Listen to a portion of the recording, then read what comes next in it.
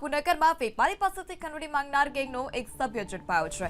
Fracture ગેંગનો ડર પેતાવી ખંડણી માંગનાર શખ્સ ઝડપાયો। ખંડણી માંગનાર શખ્સનું સરઘસ કાઢવામાં આવ્યું। વેપારીએ હિંમત દાખવી ગેંગના સભ્યને ઝડપી પોલીસ હવાલે કર્યો। એએમસીના એસ્ટેટ ફૂડ ઇન્સ્પેક્ટરે તેને મોકલ્યો છે તેવું કહી ખંડણી માંગી હતી। બાંધકામ વધારાનું કર્યું છે તેમ કહી ખંડણી માંગી હતી।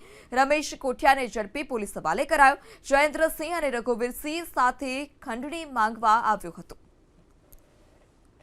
તો એએમસીના એસ્ટેટ ફૂડ ઇન્સ્પેક્ટરે મોકલ્યો છે તે પ્રકારનું કહી તેણે ખંડણી માંગી હતી। વેપારીએ હિંમત દાખવી જ્યાં ખંડણીખોર હતો તેને પોલીસ હવાલે કર્યો છે। પોલીસ તેને ઘટના સ્થળ પર લઈ ગઈ હતી અને ત્યાં જ તેનું સરઘસ કાઢવામાં આવ્યું। રમેશ કોઠિયાને ઝડપી પોલીસ હવાલે કરવામાં આવ્યો છે। તો જયેન્દ્રસિંહ અને રઘુવીર સાથે ખંડણી માંગવા આવ્યો હતો।